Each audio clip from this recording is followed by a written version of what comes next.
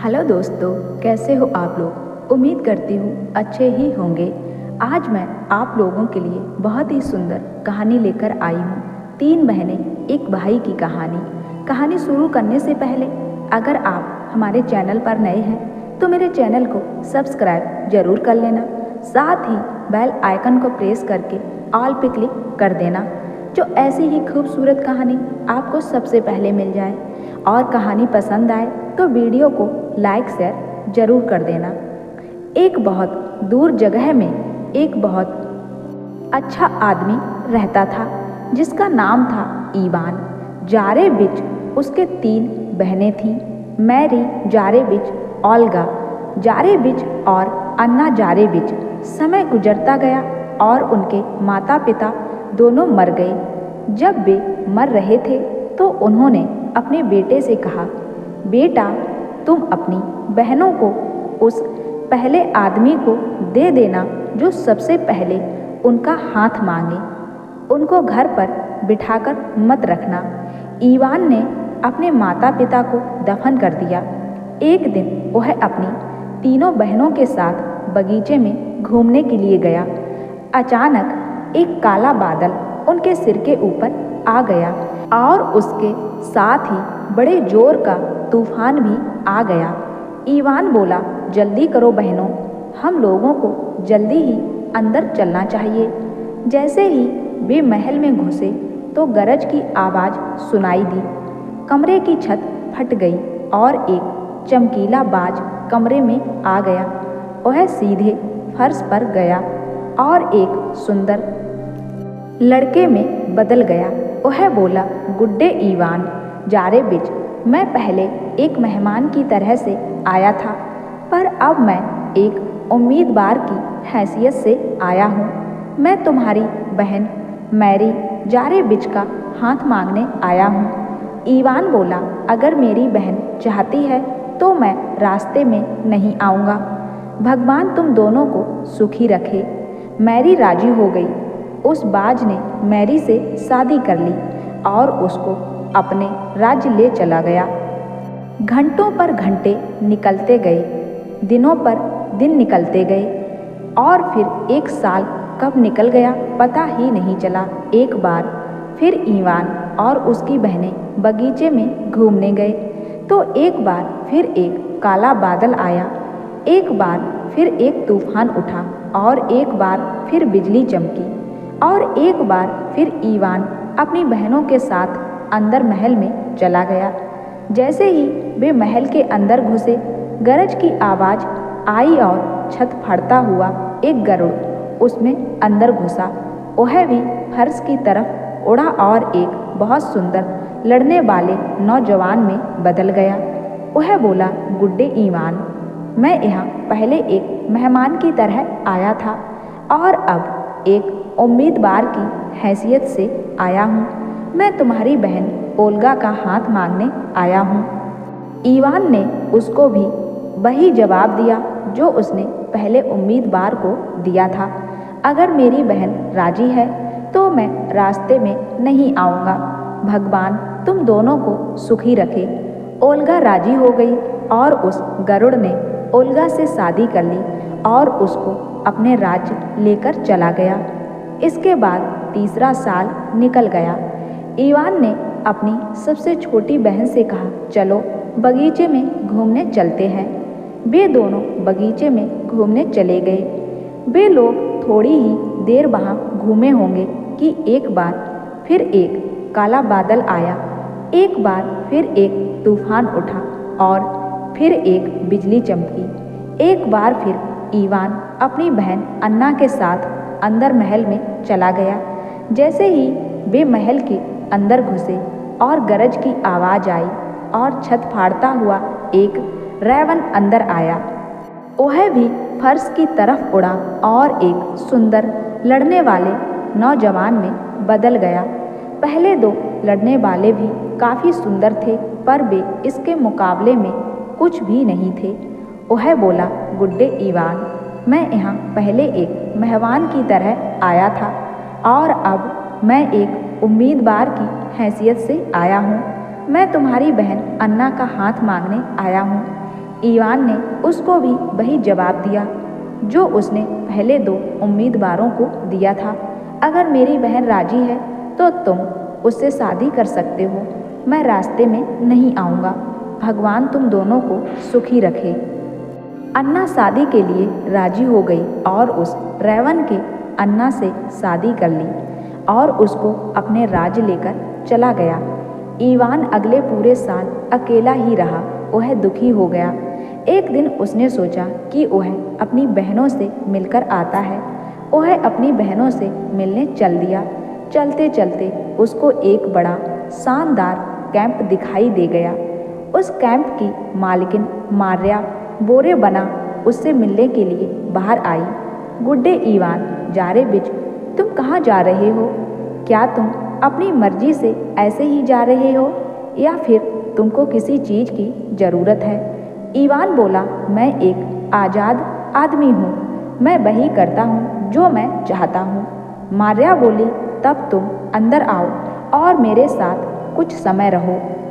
Ivan खुशी से राजी हो गया। वह वहाँ 2 रात रहा। माई को उससे प्रेम हो गया तो उन दोनों ने शादी कर ली। मार्या उसको अपने राज्य ले गई। वे वहाँ कुछ समय तक खुशी खुशी रहे। फिर मार्या को लड़ाई के लिए जाना पड़ा।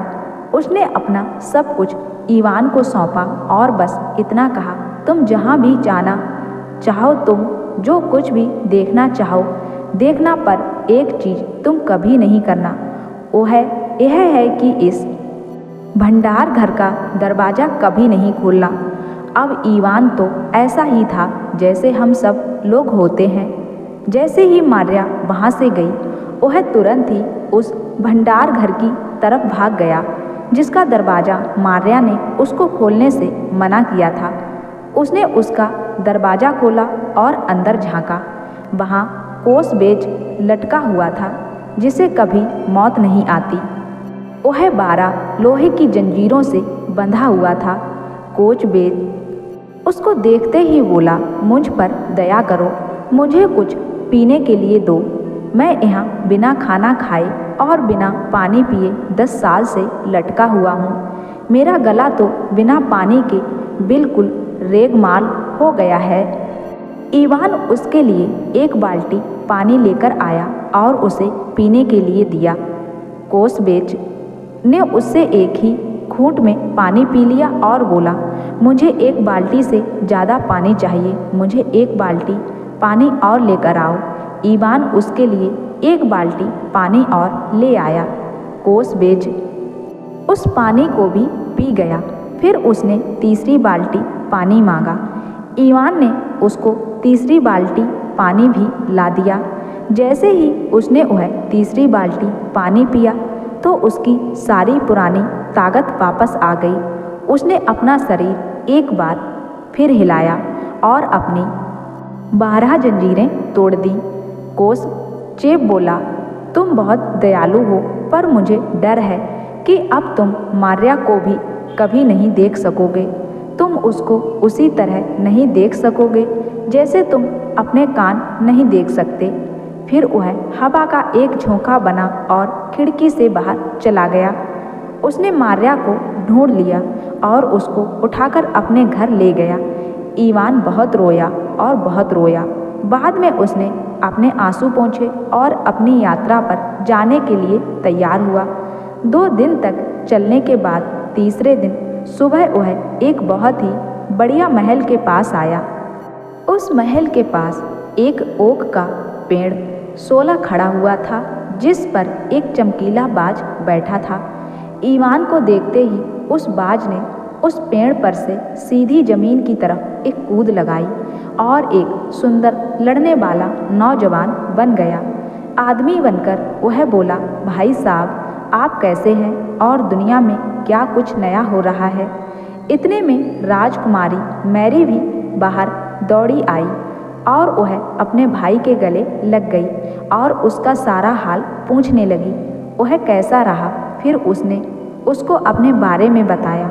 ईवान उसके घर 3 दिन तक रहा। फिर बोला, मुझे अफसोस है बहन कि मैं तुम्हारे घर और ज़्यादा दिन नहीं ठहर सकता, क्योंकि मुझे अपनी पत्नी सुंदर मार्या बोरेमना को ढूंढना है। बाज बोला, वह आपको इतनी आसानी से नहीं मिलेगी भाई साहब। आप कम से कम यहाँ अपनी चांदी की चम्मच छोड़ते जाइए, इससे हम आपको याद करते रहेंगे। भगवान आपको आपकी मार्या को ढूंढने में मदद करे। ईवान ने अपनी चांदी की चम्मच वहाँ छोड़ दी और अपनी यात्रा पर आगे चल दिया। ईवान फिर 2 दिन चला और तीसरे दिन एक और सुंदर महल के पास आया। यह महल उससे पहले वाले महल से भी ज़्यादा सुंदर था। इस महल के पास भी एक ओक का पेड़ था और इस पेड़ पर एक गरुड़ बैठा था। ईवान को देखकर उसने भी वहाँ से सीधी जमीन की तरफ एक कूद लगाई और एक सुंदर लड़ने वाला नौजवान बन गया। उसने आवाज़ लगाई, ओ ओल्गा, जल्दी से बाहर आओ, देखो तुम्हारा भाई आया है। ओल्गा तुरंत ही बाहर दौड़ी आई और उसने भाई को गले लगाकर उससे उसका हाल पूछा। फिर उसने उसको अपने बारे में बताया। ईवान यहाँ भी 3 दिन ठहरा और फिर बोला, मुझे अफसोस है बहन कि मैं तुम्हारे घर और ज़्यादा दिन नहीं ठहर सकता, क्योंकि मुझे अपनी पत्नी सुंदर मार्या को ढूंढना है। गरुड़ भी वही बोला जो बाज ने उससे कहा था, वह आपको इतनी आसानी से नहीं मिलेगी। आप कम से कम अपना चांदी का कांटा यहाँ छोड़ते जाइए, शायद हमें इसकी कभी ज़रूरत पड़ जाए। भगवान आपको आपकी मार्या को ढूंढने में मदद करे। ईवान ने अपना चांदी का कांटा वहाँ छोड़ा और अपनी यात्रा पर आगे चल दिया। तीसरे दिन की सुबह को उसको फिर एक महल दिखाई दिया। यह महल उससे दूसरे महल से भी ज़्यादा सुंदर और शानदार था। इस महल के पास भी एक ओक का पेड़ खड़ा था और इस ओक के पेड़ पर एक रैनम बैठा था। रैवन ने ईवान को देखा तो उसने भी पेड़ से सीधी जमीन की तरफ एक कूद लगाई और एक सुंदर लड़ने वाला नौजवान बन गया। वह जोर से बोला, अन्ना बाहर आओ, देखो तुम्हारा भाई आया है।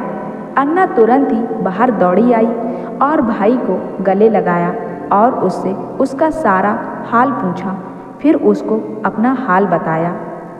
ईवान यहाँ भी 3 दिन ठहरा और फिर बोला, मुझे अफसोस है बहन कि मैं तुम्हारे घर और ज़्यादा नहीं ठहर सकता, क्योंकि मुझे अपनी पत्नी सुंदर मार्या को ढूंढना है। रैवन बोला, वह आपको इतनी आसानी से नहीं मिलेगी। आप कम से कम अपनी चांदी का सुंघनी वाला बक्सा यहाँ छोड़ते जाइए, इसको देखकर हम आपको याद करते रहेंगे। भगवान आपको आपकी मार्या को ढूंढने में मदद करे। ईवान ने अपना चांदी का सुंघनी वाला बक्सा वहाँ छोड़ा और अपनों से विदा लेकर फिर अपनी यात्रा पर आगे चल दिया। वह फिर 2 दिन चला। तीसरे दिन की सुबह उसको माया मोरेबना मिल गई। जैसे ही उसने ईवान को देखा तो वह बहुत खुश हुई और खुशी के मारे रो पड़ी। वह बोली, ईवान, तुमने मेरी बात क्यों नहीं सुनी? तुमने उस भंडार घर का दरवाज़ा खोला ही क्यों और कोसचेव को बाहर निकाला ही क्यों? ईवान बोला, मुझे माफ़ कर दो मार्या, पर अब उस बीती बात पर रोने से क्या फ़ायदा। अब तुम बस मेरे साथ चलो जल्दी से, इससे पहले कि कोसचेव यहाँ आ जाए। दोनों तैयार हुए और वहाँ से चल दिए। कोसचेव उस दिन शिकार के लिए गया हुआ था। वह जब शाम को वापस लौट रहा था तो रास्ते में उसका घोड़ा ठोकर खाकर गिर पड़ा। अरे तुमको क्या हो गया? क्या घर में कुछ गड़बड़ है? घोड़ा बोला, ईवान आया है और वह मार्या को ले गया है। कोसचेव ने पूछा, क्या तुम उनको पकड़ सकते हो? घोड़ा बोला, अगर तुमको कोई खेत बोना हो जैसे गेहूं का खेत, तो पहले उसके बीज बोने के बाद पौधों के उगने का इंतजार करो, फिर उसे काटो, फिर उसमें से भूसा निकालो, फिर उसके दानों का आटा बनाओ, फिर उस आटे की 5 ओवन भरकर डबल रोटियां बनाओ, फिर उन डबल रोटियों को खाओ, तब कहीं बाहर जाने के लिए निकलो। तब भी पता नहीं कि हम उनको पकड़ सकें या नहीं। कोसचेब ने घोड़े को एड़ लगाई और दौड़ चला। उसने जल्दी ही ईवान को पकड़ लिया। उसने ईवान से कहा, मैं तुमको एक बार माफ़ कर सकता हूँ क्योंकि तुमने एक बार मुझे पानी पिलाया था। मैं तुमको दोबारा भी माफ़ कर दूँगा क्योंकि तुमने मुझे दूसरी बार पानी पिलाया था, पर तीसरी बार मैं तुम्हारे टुकड़े टुकड़े कर दूँगा। यह कहकर उसने ईवान से मारिया को लिया और उसको घर वापस ले आया।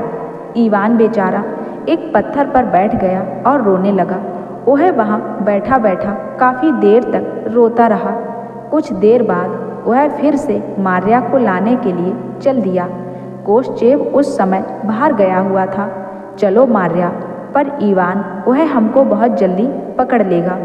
पकड़ लेता है तो पकड़ लेने दो, हम लोग कम से कम 1-2 घंटे तो एक साथ गुजार लेंगे। और वे दोनों वहाँ से फिर चल दिए। शाम को जब कोसचेब घर लौट रहा था तो उसका घोड़ा फिर से ठोकर खाकर गिर गया। कोसचेब बोला, तुमको क्या हो गया है? क्या घर में फिर कुछ गड़बड़ है? ईवान आया है और मारिया को ले गया। क्या तुम उसको पकड़ सकते हो? कोसचेब ने फिर अपने घोड़े को एड़ लगाई और दौड़ चला। बहुत जल्दी ही उसने ईवान को फिर से पकड़ लिया। मैंने तुमको पहले ही कहा था कि ईवान, तुमको मारिया को देखना इतना ही मुश्किल होगा जितना कि अपने कान देखना। इतना कहकर उसने मारिया को उठाया और उसको लेकर घर आ गया और ईवान वहाँ फिर वही अकेला बैठा रह गया। वह फिर वहाँ बैठा बैठा काफ़ी देर तक रोता रहा, पर एक बार फिर वह मारिया को लेने जा पहुँचा। इत्तेफाक से उस बार फिर कोसचेब शिकार के लिए गया हुआ था। चलो मारिया, पर ईवान, इस बार तो वह तुम्हारे टुकड़े टुकड़े कर देगा।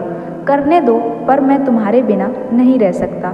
सो वे फिर तैयार हुए और फिर वहाँ से चल दिए। पर शाम को लौटते हुए कोसचेब का घोड़ा फिर से ठोकर खाकर गिर पड़ा। कोसचेब बोला, तुमको क्या हो गया है? क्या घर में कुछ गड़बड़ है? ईवान आया है और मारिया को ले गया। कोसचेब ने फिर अपने घोड़े को एड़ लगाई और उसे दौड़ाकर ईवान को बहुत जल्दी ही पकड़ लिया।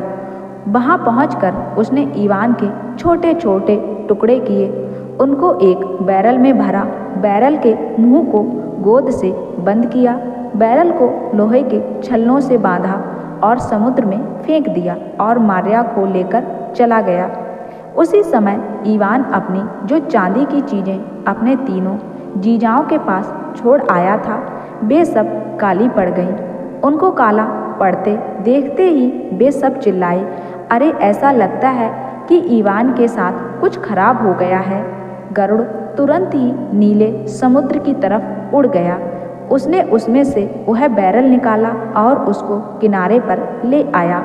बाज उड़ा और जिंदगी का पानी ले आया और रेवन मौत का पानी लाने के लिए उड़ गया। तीनों चिड़ियों ने उस बैरल को तोड़ा, उसमें से ईवान के शरीर के सारे टुकड़े निकाले, उनको अच्छी तरह से धोया और फिर से उनको उनकी जगह पर लगा दिया। रेवन ने उन टुकड़ों पर मौत का पानी छिड़का तो उसके वे सब टुकड़े एक साथ जुड़ गए।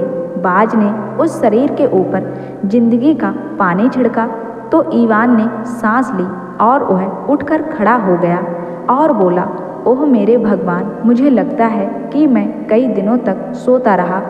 उसके तीनों जीजा एक साथ बोले, तुम तो कई दिनों से भी ज़्यादा दिनों तक सोते रहते अगर हम ना होते। तुम्हारी छोड़ी हुई तीनों चीज़ों ने काली पड़कर हमें बता दिया कि तुम्हारे साथ कुछ गड़बड़ हो गई है। बस हम सब तुमको बचाने भागे और तुम्हें बचा लिया। अब तुम हमारे साथ चलो और कुछ दिन हमारे साथ रहो। ईवान बोला, नहीं मेरे जीजा लोगों, अभी नहीं, मुझे आज ही जाना होगा। मुझे अभी भी मारिया को ढूंढना है। और वह मारिया को लाने के लिए फिर चल दिया। जब उसने मारिया को ढूंढ लिया तो उसने मारिया से कहा, तुम पहले कोसचेब को ढूंढो और उससे यह पता लगाओ कि उसको इतना अच्छा घोड़ा कहाँ से मिला। मारिया ठीक समय का इंतजार करती रही और ठीक मौका मिलते ही उसने उससे यह पूछा कि उसको इतना अच्छा घोड़ा कहाँ से मिला। कोषचेप बोला, यहाँ से 1/3 जमीन पार करके जमीन के चौथे हिस्से में आग की नदी के उस पार एक बाबा यागा रहती है। उसके पास एक घोड़ी है जो उसको रोज एक बार दुनिया घुमाने ले जाती है। उसके पास और भी बहुत सारे घोड़े घोड़ियाँ हैं। मैंने उसके पास 3 दिन रहकर उसके घोड़े घोड़ियों के चरवाहे का काम किया था। उस समय मैंने उसका एक भी घोड़ा नहीं खोया था। बस इसी बात से खुश होकर उसने मुझे अपनी यह बच्ची घोड़ी मुझे इनाम में दे दी थी। मार्या ने आश्चर्य से पूछा, पर तुमने वह आग की नदी पार कैसे की? कोषचेप बोला, ओह वह नदी उसको पार करने के लिए तो मेरे पास एक जादू का रुमाल है। बस मुझे उसको अपने दाहिने कंधे के ऊपर केवल 3 बार हिलाने की ज़रूरत पड़ती है और फिर वह एक ऊंचा पुल बन जाता है। वह पुल उन आग की लपटों को पार करके वहाँ तक पहुँचने के लिए काफ़ी ऊंचा होता है।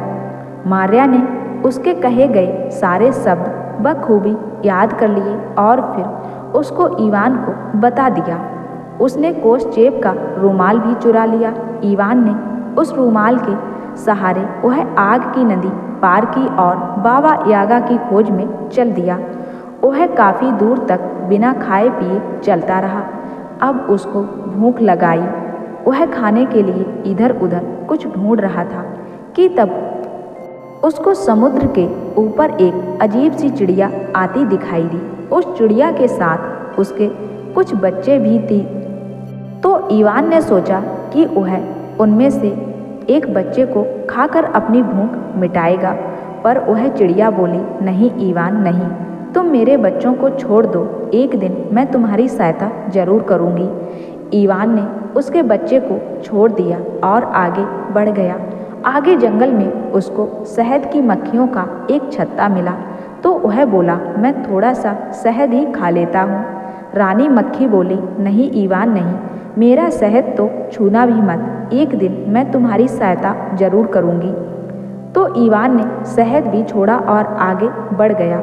आगे चलकर उसको एक शेरनी मिली जो अपने बच्चों के साथ खेल रही थी। उसने कहा, मैं एक शेर का बच्चा ही खा लेता हूँ, नहीं तो मैं अब भूख से मर जाऊँगा। शेरनी बोली, नहीं नहीं इवान, मैं एक दिन तुम्हारी सहायता जरूर करूँगी, मेहरबानी करके मेरे बच्चों को मत खाओ। ठीक है, मैं तुम्हारे बच्चों को नहीं खाता, पर तुम अपना वादा याद रखना। इस तरह वह बेचारा भूखा ही घूमता रहा। काफ़ी देर बाद वह बाबा यागा के घर तक पहुंच गया। उसके घर के चारों तरफ 12 खंबे लगे हुए थे। उन 12 खंभों में से एक खंबे के सिवा सभी खंभों पर आदमियों की खोपड़ियाँ लगी हुई थी। इवान बोला, गुड्डे दादी माँ, गुड्डे इवान, तुम यहाँ क्या कर रहे हो? तुम यहाँ अपनी मर्जी से आए हो या फिर किसी ज़रूरत से आए हो? मैं आपके पास काम करने के लिए आया हूँ। मुझे आपकी एक छोटी घोड़ी चाहिए, जैसे तुम्हारी मर्जी, पर इसके लिए तुमको ज़्यादा काम करने की ज़रूरत नहीं है, केवल 3 दिन ही काम करने की ज़रूरत है। अगर तुम मेरी घोड़ियों को ठीक से रखोगे तो तुमको एक घोड़ी मिल जाएगी, पर अगर तुम मेरी एक घोड़ी भी खो दोगे तो मैं तुम्हारा सिर काट दूंगी और मेरा यह आखिरी खम्भा खाली पड़ा है उस पर लगा दूंगी। इवान राजी हो गया। बाबा यागा ने उसको कुछ खाना पीना दिया और उसको काम पर लगा दिया। इवान ने घोड़ियों को बाहर निकाला। उन्होंने अपनी पूंछ हिलाई और घास के मैदान की तरफ भाग गईं। इससे पहले कि वह उनको देखता, वे तो इधर उधर भागकर चली गईं। वह एक पत्थर पर बैठ गया और रोने लगा। कुछ देर बाद उसको नींद आ गई। सूरज छिपने वाला ही था कि तभी वह समुद्र के ऊपर उड़ने वाली अजीब चिड़िया वहाँ आई और इवान को जगाया। उठो इवान, जरा देखो तो तुम्हारी सब घोड़ियों तो अपनी घुड़साल में भी आ गई हैं। इवान उठा और वापस घर पहुंचा तो उसने देखा कि उसकी सारी घोड़ियां तो घुड़साल में खड़ी हैं, पर इधर बाबा यागा अपनी घोड़ियों पर चिल्ला रही थी और उनको बुरा भला कह रही थी, तुम लोग सारी की सारी यहाँ वापस क्यों आ गईं? घोड़ियाँ बोली, हम क्या करती, सारी दुनिया की बहुत सारी चिड़ियाँ वहाँ आ गई थीं और अगर हम वहाँ से ना भागते तो वे अपनी चोंचों से हमारी आंखें ही निकाल लेती। कोई बात नहीं, कल तुम लोग जंगल की तरफ चली जाना। ईवान रात को चैन की नींद सोया। सुबह को बाबा यागा ने उससे कहा, तुम अपने आप को ठीक से देखना ईवान। अगर आज रात एक घोड़ी भी वापस नहीं आई तो कल तुम्हारा यह खूबसूरत सिर मेरे एक खंबे पर सजा होगा। अगले दिन ईवान ने सब घोड़ियों को घुड़साल से बाहर निकाला। घोड़ियों ने बाहर निकलते ही अपनी अपनी पूंछें हिलाईं और फिर से जंगल में काफ़ी अंदर तक भाग गईं। ईवान फिर एक पत्थर पर बैठ गया और फिर से रोने लगा। रोते रोते वह वहीं फिर सो गया। वह सारा दिन सोता रहा। जब शाम हुई तो वहाँ एक शेर आया और बोला, ईवान उठो, देखो तुम्हारी घोड़ियाँ घुड़साल में सुरक्षित पहुँच गई हैं। ईवान उठा और फिर घर वापस आया। बाबा यागा अपनी घोड़ियों पर फिर से चिल्ला रही थी। वह अपनी घोड़ियों पर पहले दिन से भी ज़्यादा गुस्सा थी। तुम लोग घर वापस क्यों आईं? बेचारी घोड़ियाँ बोली, हम क्या करती, सारी दुनिया के जंगली जानवर हमको फाड़ कर खाने के लिए वहाँ आ गए थे। बाबा यागा बोली, ठीक है, कल तुम लोग नीले समुद्र की तरफ भाग जाना। रात को ईवान चैन की नींद सोया। सुबह को बाबा यागा ने ईवान से कहा, ईवान इन घोड़ियों का ध्यान रखना। अगर तुमने एक भी घोड़ी खोई तो तुम्हारा यह सुंदर सिर मेरे उस 12वें खंबे पर टंगा होगा। ईवान ने फिर घोड़ियाँ घुड़साल से बाहर निकाली। बाहर निकालते ही उन्होंने सबने अपनी अपनी पूंछें हिलाईं और नीले समुद्र की तरफ भाग गईं। वहाँ जाकर वे नीले समुद्र में गायब हो गईं। ईवान फिर एक पत्थर पर बैठ गया और रोने लगा।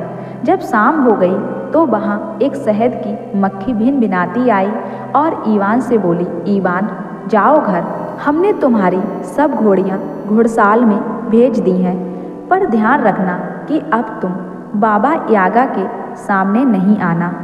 वह तुमको देख नहीं पाए। तुम घुड़साल में घोड़ियों के चारे के बर्तन के पीछे छिप जाना। वहाँ पर एक बहुत ही गंदी सी खाल की बीमारी वाली बच्ची घोड़ी है जो हमेशा गोबर में लेटी रहती है। तुम उस घोड़ी को चुरा लेना और वह भी आधी रात के बाद और उसको लेकर भाग जाना। ईवान उठा और घुड़साल की तरफ चल दिया और घोड़ियों के खाने के बर्तन के पीछे जाकर छिप गया। उधर बाबा यागा अपनी घोड़ियों को फिर से डांट रही थी, तुमको फिर से वापस आने की क्या ज़रूरत थी? घोड़ियाँ बोली, हम कुछ भी नहीं कर सके। वहाँ उतनी सारी शहद की मक्खियाँ थीं जितनी कभी तुमने जिंदगी भर में नहीं देखी होंगी।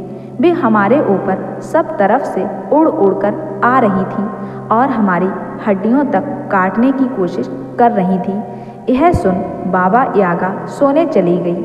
आधी रात को ईवान ने वह गंदी सी खाल की बीमारी वाली बच्ची घोड़ी उठाई और उस पर चढ़कर आग की नदी की तरफ दौड़ गया।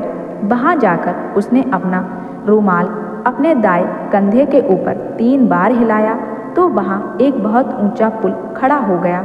ईवान ने वह पुल पार किया, फिर 2 बार उस रूमाल को अपने बाएं कंधे के ऊपर हिलाया तो वह पुल तो वहीं रहा, पर वह बहुत ही पतला हो गया था।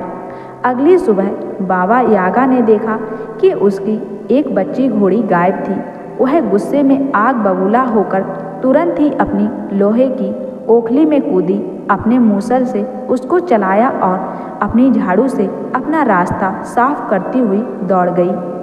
वह आग की नदी पर आई तो सामने उसको पुल दिखाई दिया। उसने सोचा कितना शानदार पुल है और यह कहकर वह उस पुल के ऊपर दौड़ गई, पर यह क्या, वह पुल तो बीच में ही टूट गया। बाबा यागा उस आग की नदी में सिर के बल गिर पड़ी और एक बहुत ही दर्द भरी मौत मारी गई। ईवान ने उस बच्ची घोड़ी को घास के मैदान में घास खिलाकर मोटा किया। कुछ ही दिनों में वह बहुत ही बढ़िया घोड़ी हो गई। ईवान एक बार फिर मार्या के पास गया। वह तुरंत ही बाहर निकल कर आई और खुशी से बोली, ओह ईवान, तुम अभी जिंदा हो। ईवान ने फिर उसको वह सब कुछ बताया, उसके साथ वहाँ वह हुआ था। चलो यहाँ से चलें, मारिया बोली। ईवान, मुझे डर लगता है, अगर कहीं कोसचेव हम लोगों को फिर से पकड़ ले तो और तुम्हारे टुकड़े टुकड़े कर दे तो। ईवान बोला, नहीं, इस बार वह ऐसा नहीं कर सकेगा। मेरी घोड़ी हवा की रफ्तार से भागती है। वे दोनों उस घोड़ी पर चढ़े और वहाँ से भाग लिए। शाम को कोसचेव जब घर वापस लौट रहा था तो उसका घोड़ा फिर से ठोकर खाकर गिर पड़ा। अरे तुमको क्या हो गया है? क्या घर में फिर कुछ गड़बड़ है? घोड़ा बोला, ईवान आया है और वह मारिया को लेकर गया है। कोसचेव ने पूछा, क्या तुम उनको पकड़ सकते हो? घोड़ा बोला, पता नहीं, इस बार ईवान के पास एक नया घोड़ा है जो मुझसे भी ज़्यादा तेज दौड़ता है। कोसचेव चिल्लाया, नहीं, मैं इस बात को सहन नहीं कर सकता। यह तो मुझे पता नहीं कि कोसचेव अपने घोड़े पर कितने घंटे या कितने दिन तक उसके पीछे भागा, पर आखिरी में उसने ईवान को पकड़ ही लिया। कोसचेव अपने घोड़े से जमीन पर कूदा और ईवान को अपनी तलवार से मारने ही वाला था कि ईवान की घोड़ी ने उसको बहुत जोर से लात मारी और उसका सिर छोटे छोटे टुकड़े होकर बिखर गया। ईवान ने उसको फिर अपना एक मोटा सा डंडा मारकर खत्म कर दिया। फिर उसने एक बहुत बड़ी आग जलाई, कोसचेव का शरीर उसमें जलाया और उसकी राख को चारों तरफ बिखेर दिया। मायावी कोसचेव की घोड़ी पर चढ़ी। ईवान अपनी घोड़ी पर चढ़ा और दोनों वहाँ से चल पड़े। पहले वे रेवन के घर गए, फिर गरुड़ के घर गए और फिर बाज के घर गए। तीनों महलों में उनका जोर से स्वागत हुआ। उसकी बहनों ने कहा, ईवान, हमको तो लगा था कि अब हम तुमको देख ही नहीं पाएंगे, पर अब हमको पता चल गया कि तुमने यह यात्रा क्यों की थी। सारी दुनिया में तुम्हारी पत्नी जैसी सुंदर और कोई लड़की तो नहीं हो सकती।